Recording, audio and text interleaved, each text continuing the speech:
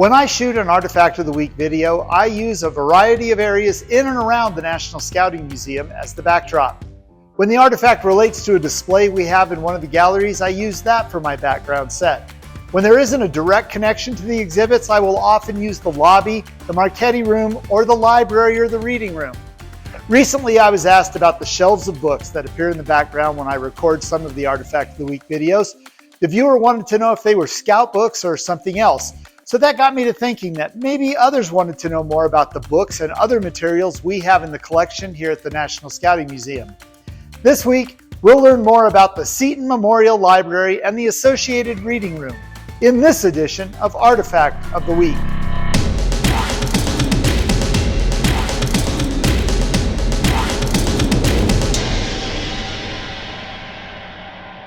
Ernest Thompson Seton was one of the founders of the Boy Scouts of America and arguably was one of the most influential individuals in the development of the worldwide scouting movement.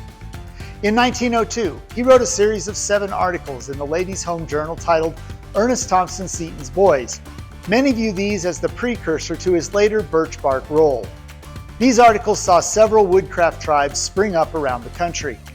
By late 1904, Seton's woodcraft ideas had made their way to England, and at least 5 tribes were established there.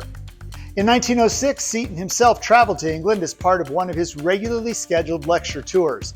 He was also considering launching his woodcraft movement in England at the same time. While in London, Seton was introduced to Baden-Powell, who was working on his idea for a youth program we called Scouting. During their meeting, Seton gave Baden-Powell a copy of Birch Bark Roll and left their meeting believing that he and BP would collaborate on building a youth program in England. Sadly, working together directly never really happened, and in 1907, BP organized his scouting program in the British Isles.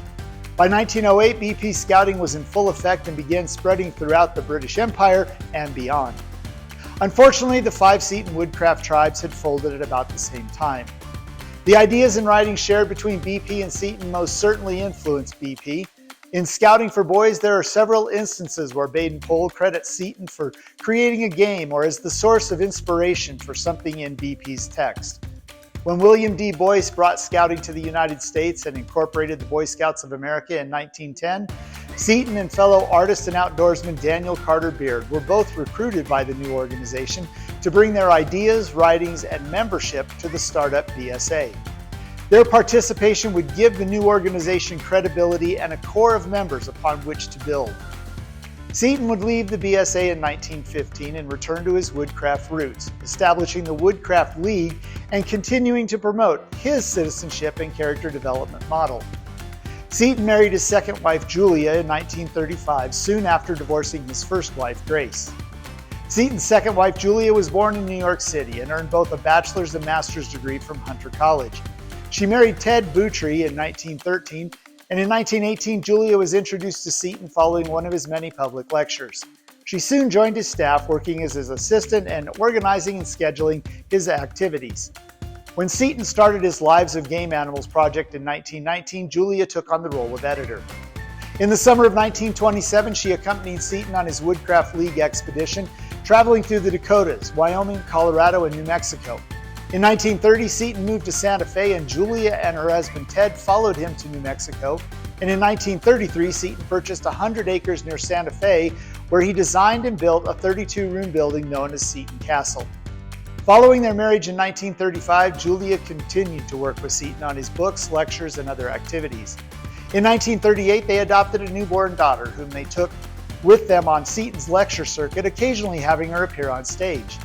Seton died in 1946. Following his death, Julia remained an active member of the Santa Fe community.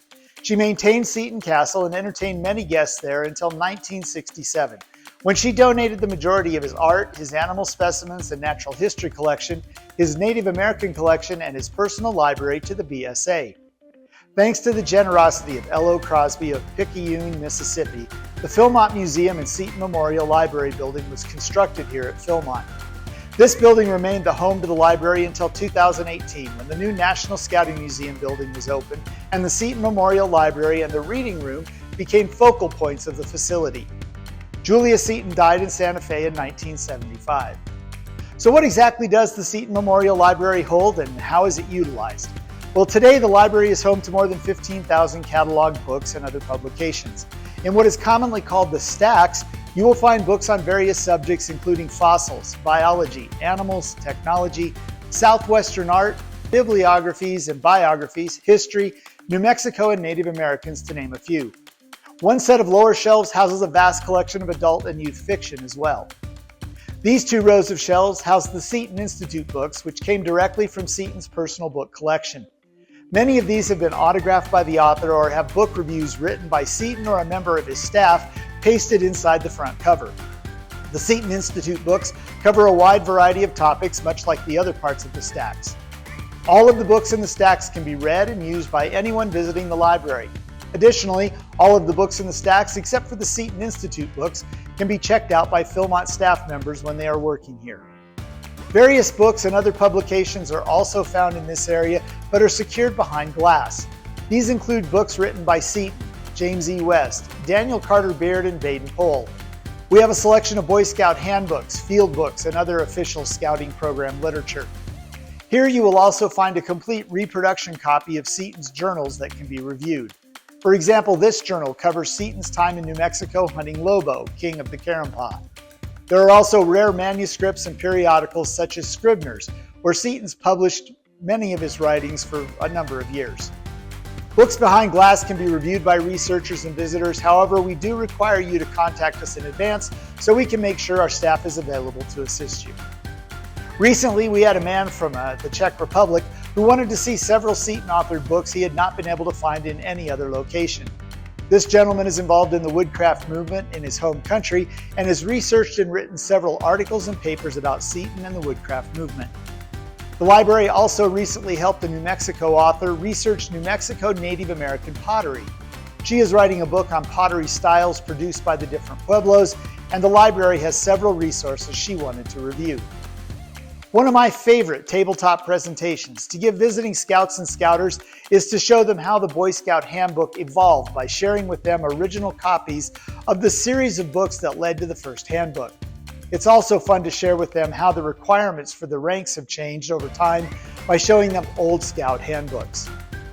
Next door to the stacks, you will find the reading room. There is a reference section here that is used routinely by the summer seasonal staff during their May training week as they prepare to deliver program at the various backcountry staff camps. There are also partial sets of bound Boys Life and Scouting magazine that people can thumb through in search of an article they may have a personal connection to or to observe Scouting of yesteryear. The reading room also features books that are secured behind glass. These books either come from special collections that have been donated to the library or in a condition where they need to be protected from unnecessary handling. You will also find a large selection of Scouting fiction from both approved BSA sources and from those authors the BSA tried to put out of business for publishing poor quality youth fiction that used the reputation and popularity of the organization to sell stories that had nothing to do with what the BSA stood for. Finally, the library and reading room are home to several pieces of art, such as these sculptures. This sculpture is the most recent addition to the museum's collection and is a 3D rendering of the famous J.C. Lindecker Third War Bond painting. There's also art produced by Daniel Carter Beard and, of course, the library's namesake, Ernest Thompson Seton. There is one feature of the library that is certainly generationally based, the card catalog. We have an old school version and a high-tech computer-based version. The old school version is a bit of nostalgia for those who learn to navigate a library based on the drawers and drawers of cards. For those a bit more tech savvy, the computer-based card catalog allows you to research by author, title, or subject and returns all of the entries that meet your criteria, which speeds up your search. Unfortunately, the old school card catalog is not current, so using it is really to step back in time, which I guess is what museums are all about. The one thing they do share is the Dewey Decimal System for finding a book on the shelves. However, since so many schools have ditched the traditional library for a media center or a reliance on the internet to conduct research, the Dewey Decimal System baffles most young Scouts and a fair number of younger Scouters. When you make your next visit to Philmont and the National Scouting Museum, make sure you spend a few minutes and check out the many treasures to be found in the Seton Memorial Library and Reading Room. Well, that's all the time we have for this week. Join us next time as we continue to learn more about the history of Scouting America, through the collection of the National Scouting Museum and Artifact of the Week.